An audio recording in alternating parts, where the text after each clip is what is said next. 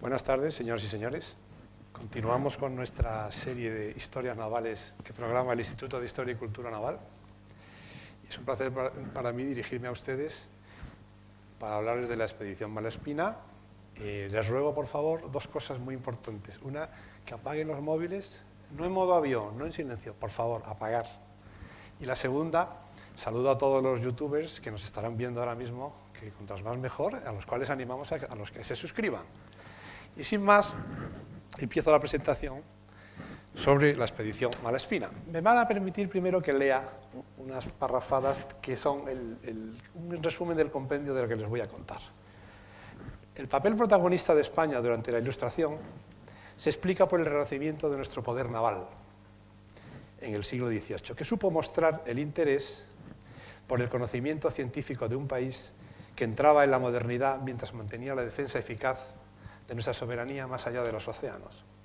Podemos sentirnos orgullosos de contar con marinos de guerra ilustrados que, formados en la Escuela de Guardias Marinas de Cádiz, fueron capaces de empresas que aún hoy resisten cualquier comparación. Una de las expediciones de mayor importancia y mejor organizada fue la llevada a cabo por las corbetas Descubierta y Atrevida, al mando de Alejandro Malespina y José de Bustamante, que contó con la participación de magníficos marinos de guerra y científicos de la época. La expedición Malespina fue una empresa marítimo-científica más importante del siglo de la Ilustración, entre el 1789 y 1794. En ella se reconocieron los territorios ultramarinos de la Corona en América y el Pacífico. Destaca también la comisión de los oficiales, Alcalá Galiano y Cayetano Valdés, que permitió descartar la existencia del paso entre el Pacífico y el Atlántico. Ni que decir tiene la inmensa documentación acumulada, así como el rigor científico con el que trataron los diversos asuntos abordados de política, economía, sociedad, hidrografía, astronomía, ciencias naturales y etnografía. De esta forma, la expedición exploró y estudió los territorios que ven en esta imagen y a la vez elaboró un documento estratégico fundamental para mejorar la organización, administración y defensa de nuestros territorios ultramarinos. Aquí tienen una carta más profesional de todas las derrotas seguidas por la expedición y otra con más detalles que iremos viendo por partes poquito a poco, a medida que vayamos viajando con Malespina.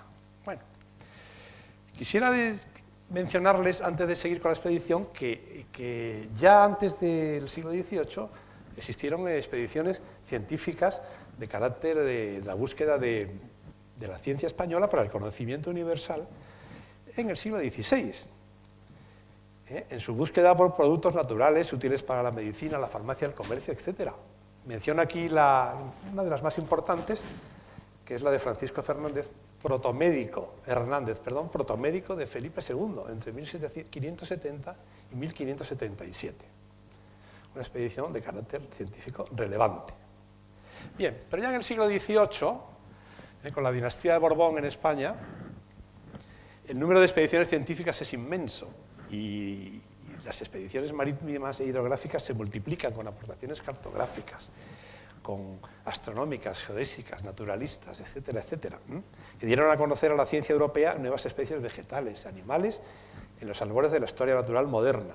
Aquí tienen este mapa todavía ampliado de toda la cantidad de expediciones que hicieron en la época de los Borbón. Una de las principales empresas del reformismo ilustrado fueron las expediciones científicas, como ya les he dicho, en las que la Marina jugó un papel protagonista al convertirse los buques en laboratorios flotantes, donde se ensayaron nuevos métodos de medición astronómica con instrumentos que ayudaron a mejorar la cartografía existente. La política ilustrada, diseñada por Carlos III y Carlos IV y sus ministros, para conocer, reformar y asegurar las posesiones americanas del imperio, con el envío de expediciones científicas, alcanzó su mayor momento precisamente con la expedición de Malespina, un oficial al servicio de la Armada Española, italiano, navegante, y que tuvo un plan que le presentó al ministro Valdés, en el cual, orientado a la consecución de objetivos científicos, económicos y políticos dirigidos a fijar los límites del imperio. Ahí ven la imagen de Malespina, allá por 1786, y aquí viene una carta que le dirigió al ministro Valdés con el plan del viaje que tenía previsto. El objetivo científico era el principal. Los otros dos eran, uno, la construcción de cartas hidrográficas y derroteros, para guiar la poca experta navegación mercantil.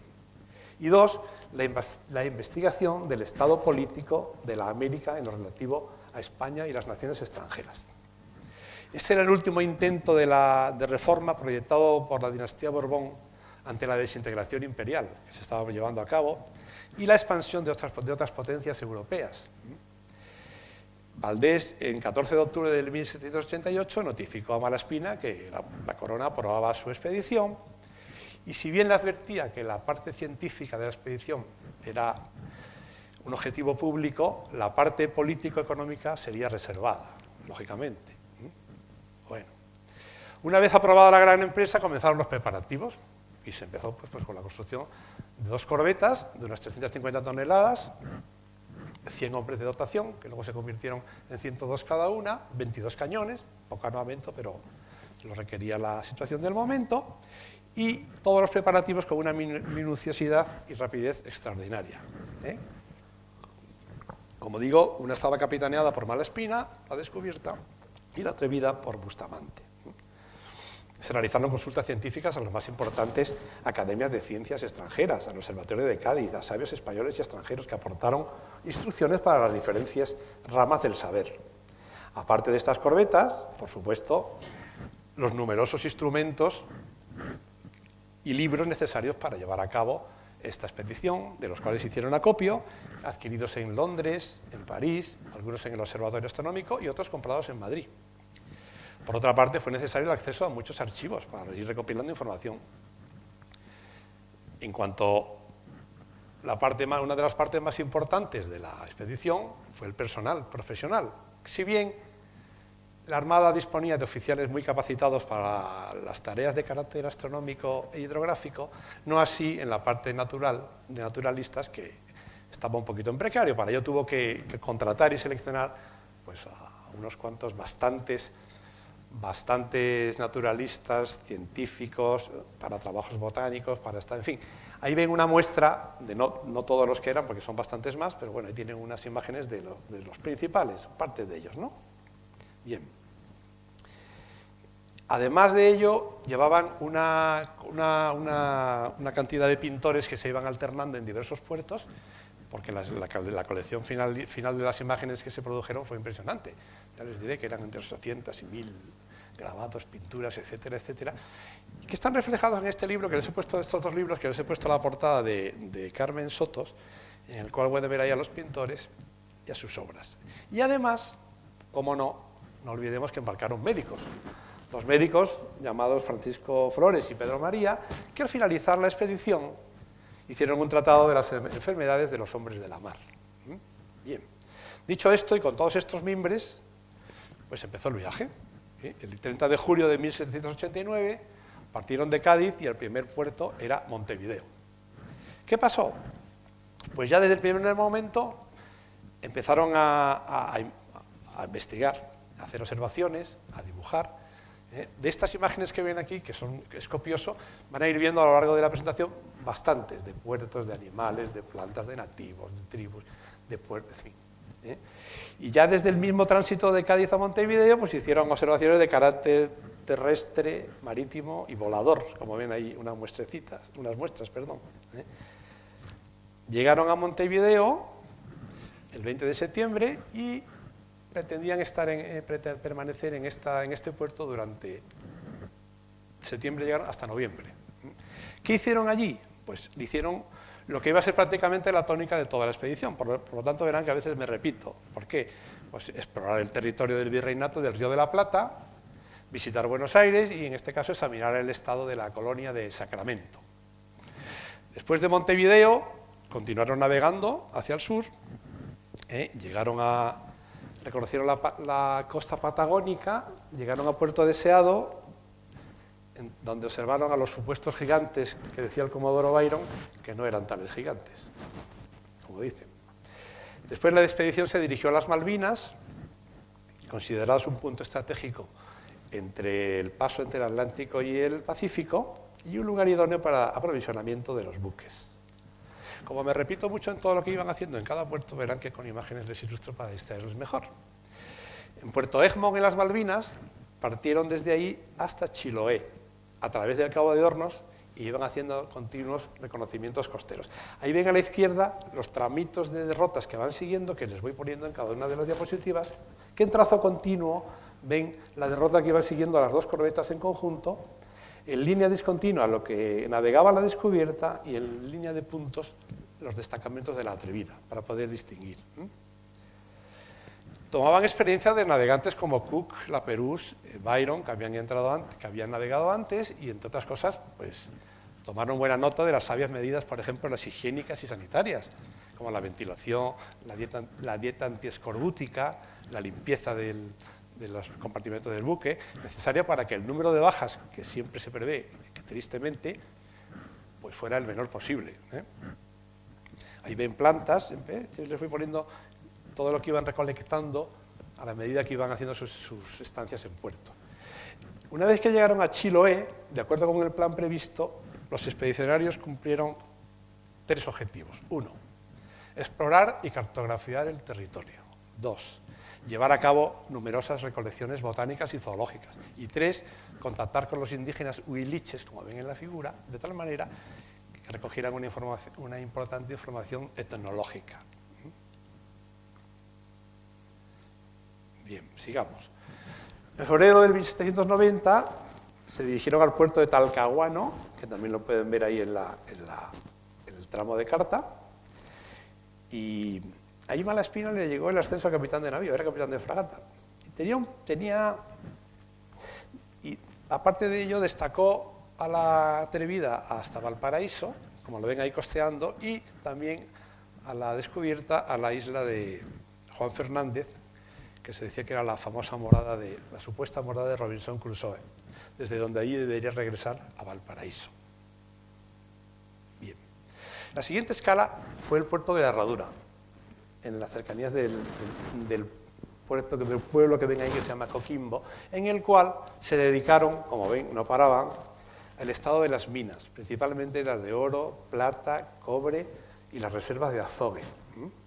Además de eso, hicieron observaciones astronómicas, geodésicas, recolecciones naturalistas, y una vez finalizado, se dirigieron hacia el Callao, a donde llegaron en mayo de 1790. Bueno, llegaron a Lima y, debido a las adversas condiciones meteorológicas, previeron una larga estancia en Lima, por lo cual para ello aprovecharon para hacer reparaciones, aprovisionamientos, ordenar el material científico que iban acumulando, que era mucho, y explorar los vastos territorios del virreinato. Ahí ven una serie de imágenes, como les voy poniendo en cada diapositiva, y para no aburrirles mucho, voy a contarles una diapositiva. Ahí ven una imagen que pone ahí Paseo del Agua, en la que se dice que el virrey tenía un amante de Perú que se llamaba Micaela Villegas, la cual le dijo: dame la luna. Para ello mandó fortificar ese paseo que ven ahí con una fuente central en que por la noche se reflejaban el cielo y la luna. Y le dijo: pongo la luna a tus pies. Bien, sigamos. Sigamos si quiere seguir. Vamos a ver. Bien, en octubre, siguiendo con la navegación, llegaron a Guayaquil en octubre del 90. El gobernador embarcó en la descubierta y les dio malas noticias. Les dijo que en Europa había una revolución. Estaba una Europa revolucionada porque había dado comienzo la Revolución Francesa. Por otro lado, pueden ver ahí una estampa de Guayaquil, que era una amena y frondosa ciudad que mira al mar y de tierras muy fértiles. A finales de octubre parten hacia Panamá, a donde arriban en noviembre, y continúan con sus habituales tareas que ya les he contado. Se encuentran en el istmo en el que 700 kilómetros separaban el Pacífico del Atlántico, que era todavía una ilusión, el famoso canal de Panamá, que tanto tiempo esperaron y que en su día descubrió Núñez de Balboa en 1513. A mitad de diciembre abandonaron Panamá y siguieron por Nicaragua, Costa Rica, Guatemala y México, previo a su llegada a Acapulco. Bien, Malaspina tenía un nuevo plan, que quería investigar más de lo que tenía previsto, y una parte de ese plan era la expedición hacia el norte a la altura de paralelo 60.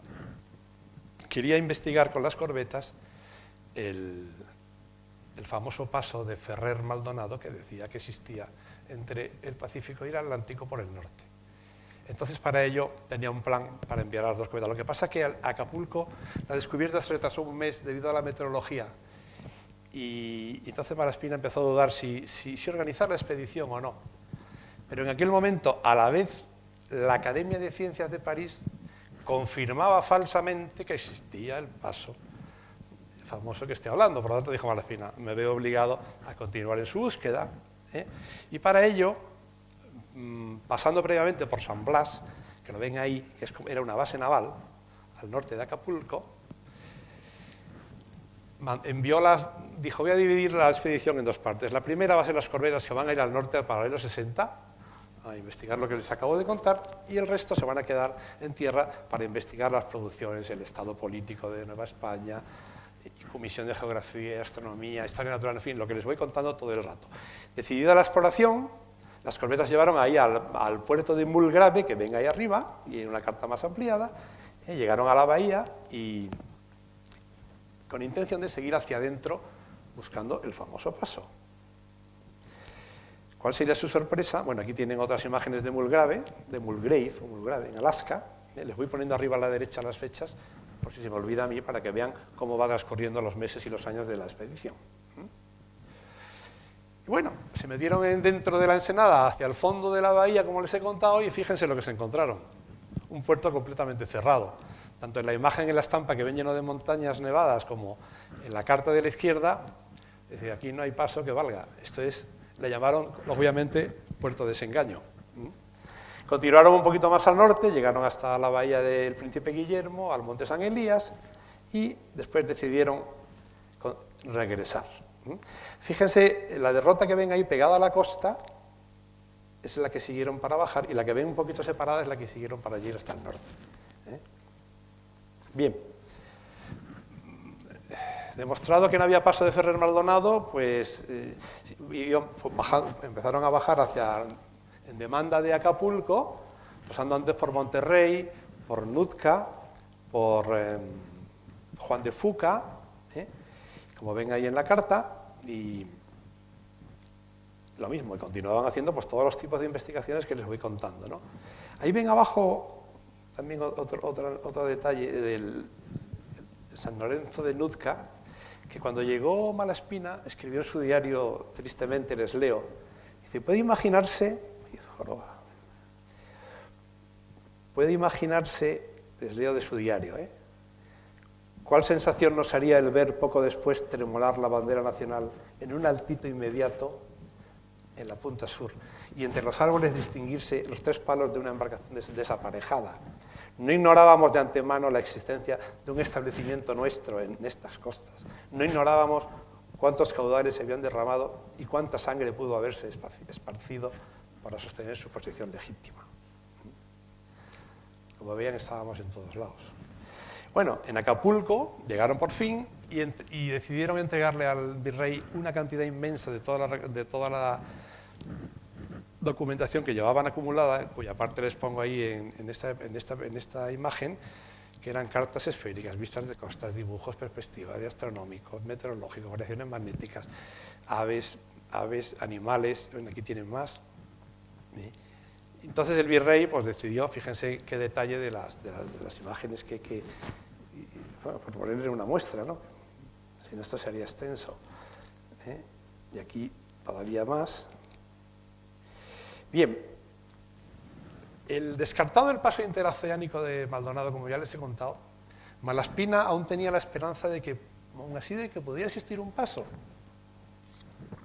Y se pensó y le propuso al virrey enviar 2 buques al estrecho de Fuca, de Juan de Fuca, que les he comentado antes, mientras bajaban hacia Acapulco, al cual el virrey accedió. Y para ello aparejaron 2 goletas llamadas Sutil y Mexicana, que al mando de Alcalá Galiano y Valdés, que se desembarcaron de la expedición,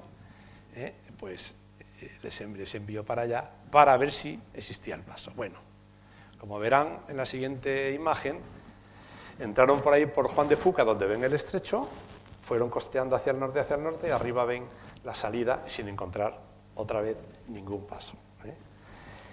Pues también se llevaron otro desengaño, no había paso que ver. Mientras tanto, Malaspina decidió pues ya navegar más hacia el oeste, dijo vámonos hacia las Marianas y hacia Filipinas. Y para ello, en la expedición llegó primero a Guam, en las Islas Marianas, permaneció allí un mes reponiendo, y después continuó hacia Filipinas. Estamos ya en febrero de 1792. Bien, llegaron a las Filipinas y llegó a un puerto que ponen ahí, que pone Palapag, luego llegó a otro que se llama Sosorgón, y por fin llegó a Cavite, todos en la isla de Luzón, donde preveía permanecer en Cavite como base de operaciones pues, del tiempo que estuvieran allí.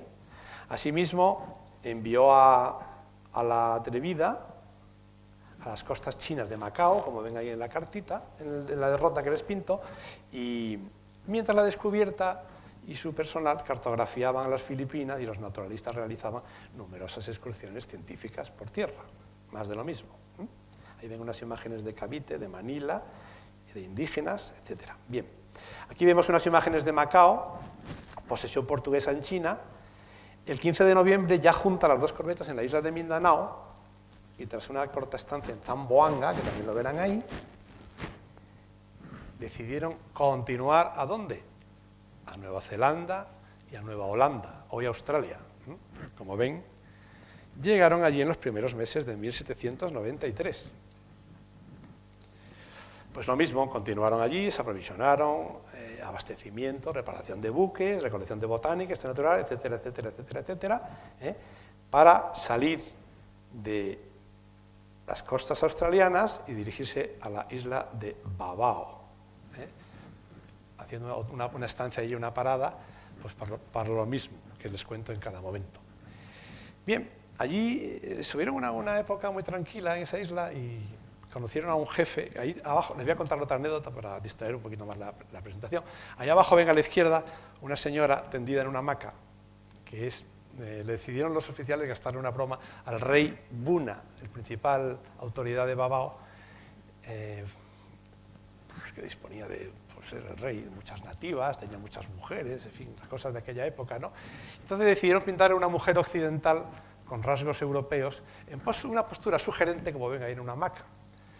Cuando la vio, claro, con su avidez mujeriega, dijo, yo la quiero, ¿qué tengo que hacer? Dice, voy donde sea, me embarco con vosotros y vamos a poner, si hace falta. Le dijeron, sí, Buna, lo que usted quiera, pero tenga en cuenta que esta mujer es occidental y solo quiere un hombre. Usted de mujeres, olvídese de las nativas, va a ser su única mujer. Y dice, entonces ya se lo pensó mejor, ¿no? Se lo pensó mejor y ahí quedó la anécdota, ¿no?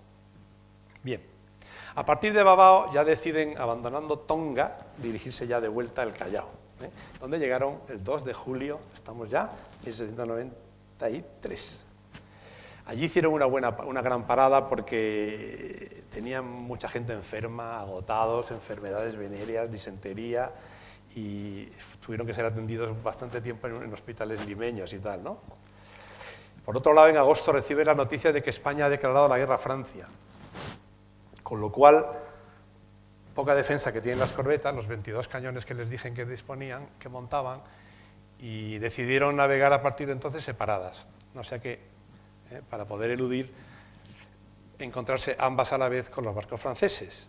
En octubre salieron de puerto, fondean en Talcahuano, ya de vuelta, y permanecieron un mes hasta que continuaron navegando. Pasaron el Cabo de Hornos, continuaron viaje, reconocieron las islas de Diego Ramírez, Isla Aurora, volvieron a explorar las Malvinas, hasta que el 21 de junio de 1794, perdón, el 15 de febrero de 1794, recalaron en Montevideo y se encontraron allí las dos corbetas, ya preparando el viaje de vuelta a España. De tal manera que en junio de 1794 salieron escoltados por la fragata Gertrudis, para ir protegidos, de Montevideo rumbo a Cádiz. Bueno, estamos ya casi terminando. Y llegaron a Cádiz el 18 de septiembre de 1794. Ahí ven una bonita estampa de Cádiz, Terminaba así una expedición cuyo resultado fue espectacular, tanto por el volumen colosal como por la extraordinaria diversidad de la documentación acumulada. Malaspina, que era plenamente consciente de todo lo que llevaba a bordo, porque los barcos, no les he contado, llevaban muchos compartimentos precisamente preparados para ir guardando toda la documentación que iban acumulando. Dice, pero aún le quedaba una gran tarea, que era empezar el proceso de publicación de toda esa documentación y ordenarla y poder distribuirla y enseñarla. Pero todo ello se iría al traste. ¿Por qué? Porque fue detenido en noviembre de 1795, acusado de conspirar contra el Estado. Había informado al rey de los desmanes de Godoy, de su vida licenciosa y de su incapacidad para gobernar. Planeó su destitución, pero Godoy se enteró de la maniobra de Malaspina, le acusó de ser enemigo del rey, del bien común, total, y de intentar destronar al príncipe de la paz. Les leo, el Consejo de Estado se pronunció contundentemente que se destituya a don Alejandro Malaspina de los empleos y grados que obtiene en su real servicio y se le encierre por 10 años y un día en el castillo de San Antón de La Coruña. Cuando llegó la orden de arresto, en ese momento se encontraba con el padre Manuel Gil haciendo la redacción definitiva de los manuscritos, pero no pudo avanzar más. Todo acabó con un castigo y una pena que no condenó solo al hombre, también su obra fue condenada. Godoy ordenó decomisar su documentación y toda la que pudiera existir relativa a la expedición. Se difuminaba así el rastro de su obra, cayendo en un prolongado y silencioso olvido que duró casi un siglo, perdónenme. ¿No? Tendrían que tardar casi 2 siglos para que volviera a recopilarse toda la documentación, excepto toda aquella relativa a la hidrografía y astronomía. ¿Por qué? Porque había muchas carencias en las navegaciones de la época y no interesaba, una vez decomisada, esconder también la cantidad de trabajos hidrográficos, de cartas náuticas y de datos que había. Eso se libró. En fin, ¿qué más iba a decir yo? Pues al final Malaspina se le cambió la pena por 3 años en vez de 10 y se le desterró a Italia a Mulazzo, que ven ahí en la imagen. Murió en Pontremil el 10 de abril de 1810 de una grave enfermedad. No obstante este triste final, quedémonos con su principal objetivo de esta inmensa expedición, que no fue otro que el de investigar la felicidad de la humanidad.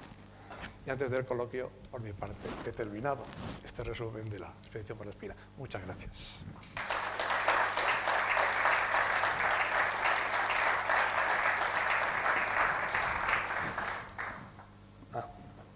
Pues bien, pasamos a las preguntas. Si alguno tiene alguna curiosidad y yo soy capaz de responderla, que supongo que sí, pues yo encantado. ¿Tenemos una de internet?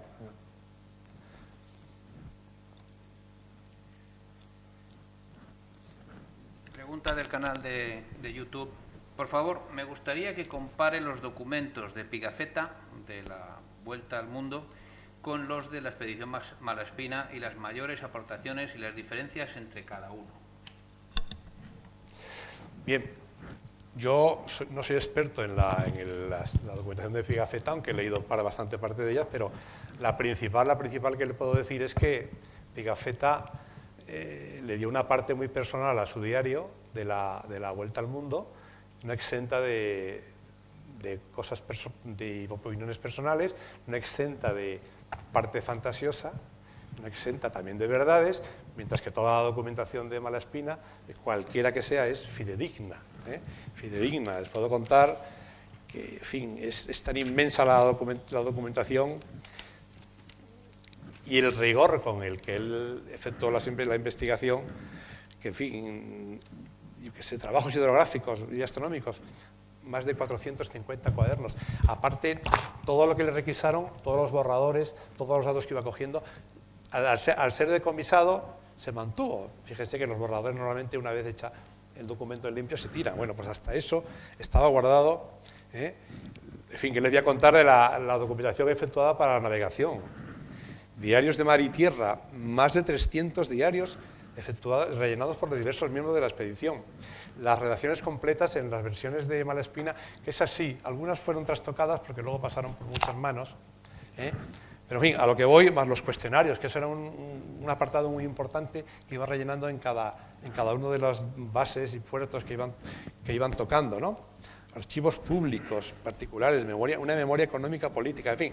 Creo que no es comparable un diario de navegación o un diario de una expedición, de una vuelta al mundo, como la de Pigafetta, con su valor, con los trabajos de Malaspina, que eran puramente científicos. Muy bien, Eduardo, por la presentación. El plan inicial de Malaspina era dar la vuelta al mundo, pero luego desistió y volvió por donde había ido. ¿Puedes decir a ver qué pasó? Pues no he llegado a ese nivel de detalle, aunque sí sé que Malaspina ¿cómo se dice? Era tan riguroso en lo que quería hacer que le afectaba mucho los retrasos y las enfermedades y las pérdidas de personal. De tal manera que había cosas que incluso quería no hacer, porque he retrasado aquí, paso a lo siguiente. Yo me da la impresión de que fue por eso. Lo que pasa es que no te lo puedo asegurar al 100%, pero me lo enteraré. ¿Tienes algo que...? ¿Sí? ¿Tienes algo que decir? ¿O internet? Perdona. Otra pregunta del canal de internet. No se te oye. Micro. Malaspina criticó la administración de los reinos de ultramar, esto es Perú, Nueva España, etc. ¿Por qué Humboldt la avaló 10 años más tarde? No es fácil de entender. ¿Por qué Humboldt? Avaló la crítica de Malaspina. Buena pregunta. La verdad es que había mucha competencia entre los diversos científicos y yo me da la impresión, por lo que he leído en algunos tramos, no todos, y si alguien hay aquí que me lo pueda desmentir, que lo diga, de que no siempre eran sinceros con sus propios competidores en las tareas que habían conseguido. En fin, la obra de Malaspina es difícilmente criticable y con respecto a los virreinatos, pues en fin, había de todo, efectivamente. Había escándalos, había virreyes que no colaboraban lo que debieran, algo parecido a lo que le pasó a Balmis también, y venían a hacer una labor encomiable y resulta que no ponían más que pegas y más que entorpecimientos. Pero, en fin, tampoco era todo... Yo no he leído muchas críticas sobre exagerada, a ver si me entiendes. He oído algunas, pero no muchas. Pero vamos, no sé mucho más. ¿Hay alguna más? Allí, ¿no?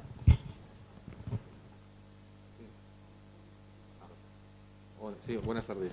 Yo quería saber si es verdad que las cartas que hizo de navegación Malaspina fueron incluso vigentes hasta mediados del siglo pasado. Y después sí quería resaltar que yo conocí realmente a Malaspina con un programa extraordinario que hizo Televisión Española hace ya muchos años, que se titula Los viajes de Malaspina, y que todo lo que se ha dicho aquí está magníficamente documentado y reflejado. Sí. En cuanto a la primera parte, efectivamente, hay muchísimas cartas hidrográficas nuestras que han durado incluso en el siglo XX. ¿Pero por qué? Porque esta la ingente cantidad de trabajos que se hicieron en su momento, bueno, primero cuando empezamos a perder posesiones, pues España, con todo lo que había levantado, pues algunas, entre la falta de recursos y tal, pues se fueron abandonando, más allá, no así las que se siguen utilizando. Pero vamos, la pregunta es muy buena. La carta del Perejil famoso, que sabéis que fue invadido por los marroquíes, tenía 40 o 50 años, sin actualizar. ¿Por qué? Pues porque el Perejil, como tantas cosas, las prioridades eran otras y entonces se dedicaban. Luego ahí había de todo, desde cartas actuales al día de hoy hasta cartas de hace 50 o 60 años, sin actualizar. Y lo otro, gracias. ¿Alguien más?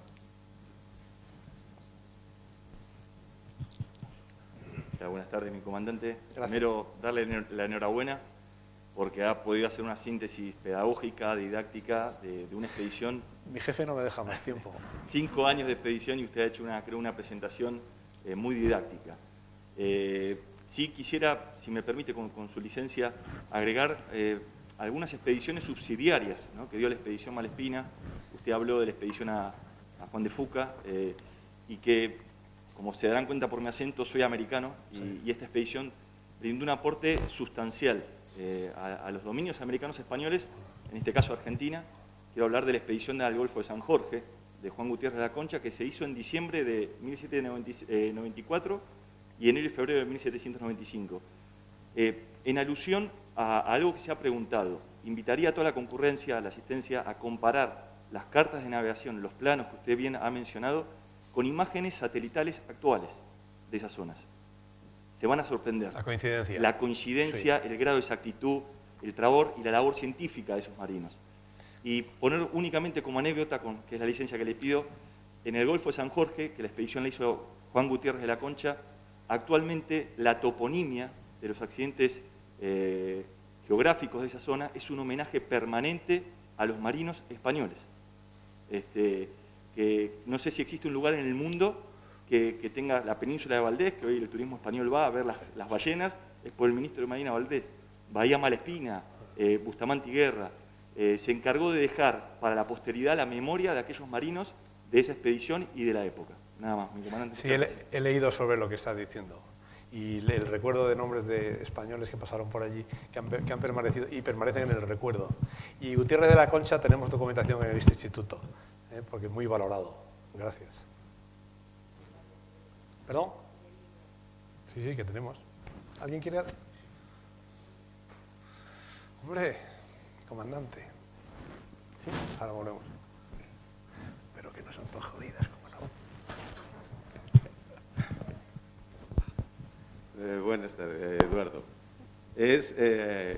Ahora estamos con lo de Black Lives Matter y creo que podríamos reivindicar el concepto de que los patagones, que lo has citado, los habíamos liquidado los españoles.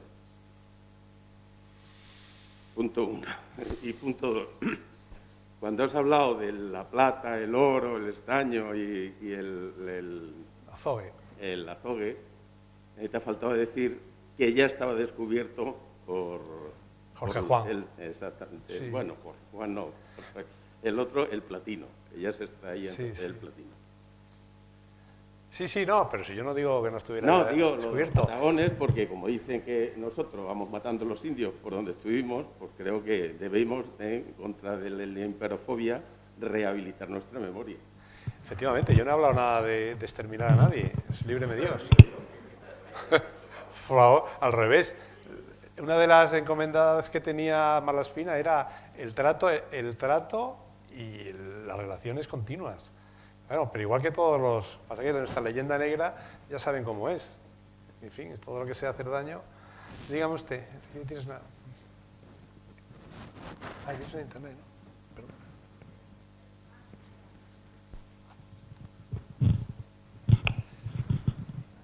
Buenas tardes. ¿No?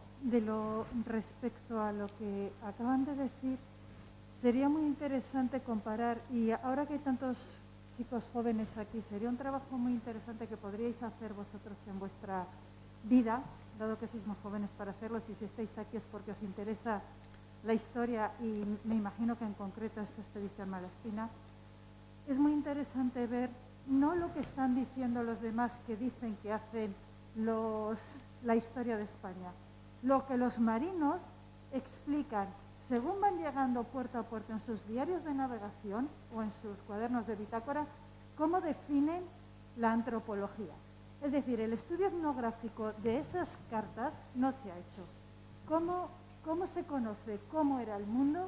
Porque está definido en los diarios de navegación, con un respeto, con una descripción, con ninguna crítica, ninguna valoración, una descripción realista que yo creo que sería un momento de hacerla, y yo creo que vosotros que sois jóvenes podríais hacerlo para vuestra vida.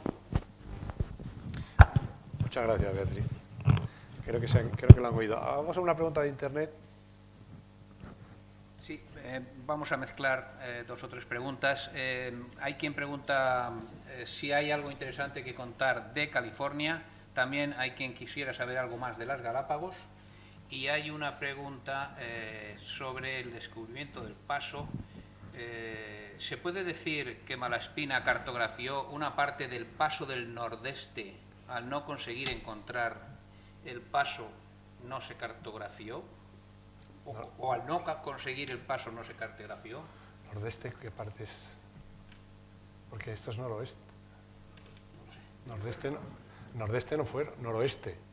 Bueno, cartografió, tienen ahí, o sea que no puedo, tanto de Juan de Fuca, que tienen una cantidad de, cuando enviaron a las goletas Sutil por ejemplo, estoy poniendo ejemplo, Sutil y Mexicana a descubrir por segunda vez el Paso, en fin, el libro escrito de esa navegación y de esa expedición, es impresionante la cantidad de cartas que trae con todo tipo de detalle. Asimismo, de Mulgrave, donde les he contado antes, también hay una cantidad y una extensión de cartografía impresionante.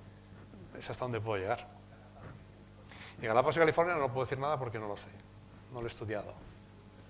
¿Sí? Buenas tardes, mi comandante. Me ha quedado una duda con el tema de Humboldt.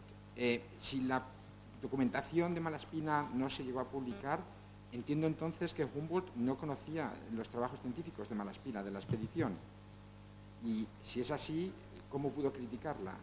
Bueno, no es que no se publique. Malaspina fue todo decomisado, excepto todo aquello que tenía relación con la hidrografía y astronomía. Ahora bien, a partir de una serie de años fueron empezando a salir parte, porque no era todo escondido. Poco a poco se fueron publicando parte de los resultados, y ahí posiblemente, no te lo puedo asegurar, estaría parte de las críticas que se dice que hizo Malaspina de los virreinatos, que era lo que estábamos hablando antes en la consulta, pero no te puedo asegurar más. Ahora, no estaba todo totalmente, poco a poco, pasa que tardó 2 siglos en salir todo a la luz. Humboldt fueron 10 años después, como dice el que pregunta, pero, en fin, no te puedo decir más. ¿Hay más? ¿Hay más? 2 preguntas más de Internet mezcladas. Esta está relacionada con la anterior. ¿Puede comentar cuáles fueron los mayores... Perdón. ¿Hubo entonces 2 expediciones para buscar el Paso del Norte? Me ha parecido entender que Malaspina lo buscó una vez y después envió otras 2 embarcaciones. Y la segunda pregunta es muy general sobre... Le gustaría conocer a un oyente cuáles fueron los problemas logísticos de personal que tuvo que hacer frente a la expedición. Bien, las 2 expediciones son las que ya he comentado. Una a Mulgrave, buscando el paso de Ferrer Maldonado, llegando al el llamado puerto del Desengaño, y la segunda fue el segundo intento, llegar a San Juan de Fuca, que también fue otra desilusión, por así decir. Esas son las 2 que mencionan en la pregunta. ¿Problemas de dotaciones? Pues no exagera, no insiste mucho. Efectivamente, ya he dicho aquí que había problemas, como en todos los tipos de buques de la Armada con grandes expediciones, de escorbuto, de disentería, de enfermedades diversas que no se podían curar a bordo, pero no exagera mucho, porque además, en el caso, por ejemplo, de los científicos, cambiaban muy a menudo. Es decir, yo creo que no daba tiempo, gente quedaría enferma, por supuesto, y gente fallecería, pero no insiste mucho en la falta de, por lo menos hasta donde yo he leído, de las dotaciones en general. ¿Más?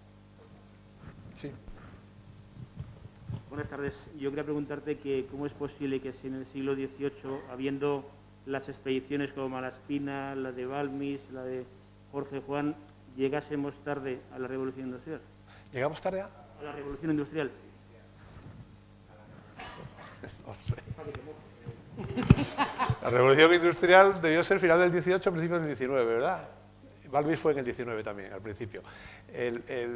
Bueno, España, como usted sabe, íbamos perdiendo nuestro poderío marítimo, por lo tanto, como bien ha dicho Beatriz y tantos expertos dicen, la marina y la mar es la que dieron en los poderes a España. Entonces, si íbamos siendo cada vez una potencia, no en decadencia, como no le gusta decir al catedrático Martínez Ruiz, sino perdiendo cada vez más poder, más posesiones, más rebeliones, teniendo que atender con tantos grandes recursos para poder incluso mantener lo que íbamos perdiendo, pues yo supongo que la Revolución Industrial no estaríamos como para muchos. Aún así tenemos bastantes inventores y tenemos bastantes científicos que, en fin, han dado unos pasos muy importantes para lo que es tanto la ciencia como la tecnología, de algunos de los cuales te he mencionado aquí. ¿Más? Internet. Última, ¿no? ¿Cuál fue el papel general de Dionisio Alcalá Galiano en la expedición de Malaspina? Bueno, aparte de ser uno de los oficiales de voy a decir si es descubierta de vida, porque es tanta la dotación que no me lo sé de memoria, el papel principal de Alcalá Galiano era el oficial astrónomo hidrógrafo de la Atrevida. El papel principal, aparte de colaborar, fue la expedición de San Juan de Fuca, junto a Valdés en las dos goletas Sutil y Mexicana, de la cual después fue el que editó el gran libro que describe esa expedición muy minuciosamente, que he mencionado antes, con cantidad de imágenes, grabados y cartas. Pasamos a la última, sí. Una pregunta marinera. Bueno, se me va. Vaya por Dios.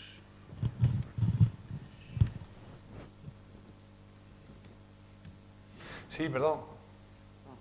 Nada, que me gustaría decir que han preguntado ahí sobre las Islas Galápagos y me gustaría recordar que fueron descubiertas por un obispo español, el segundo obispo que estuvo en tierra firme, que era de Berlanga del Duero, que se llamaba Fray Tomás de Berlanga. O sea, que los hombres del siglo XVI eran extraordinarios y este obispo, que iba a Perú a intentar entablar la paz con los Pizarro, en una de las bordadas, como era tan difícil el recorrido a vela del sur a norte, tardó 4 o 5 meses en llegar, y en una bordada hacia afuera pues descubrió las Galápagos. Cuando volvió informó al rey, etc.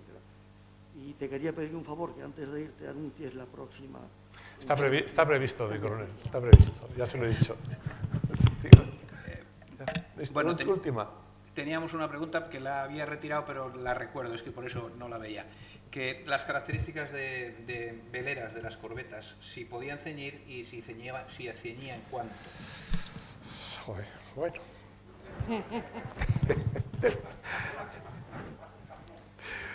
Te puedo decir que tenían 3 palos, unos buenos aparejos de velas cuadras, que ceñían, por supuesto, que tenían 102 hombres cada una, 22 cañones, 350 toneladas, y ya tendría que estudiarme más las características de las corbetas. Pues señores, con esto, muchísimas gracias. Les invitamos a la siguiente acto en ese salón de actos que ven ahí en pantalla, que será la presentación del libro de don Juan Ángel Gálvez Díaz, coronel de Infantería Marina retirado, que es el autor del libro Panamá y el corazón del Imperio Español, el día 24 de noviembre a las 6:30 horas en este salón. Muchísimas gracias.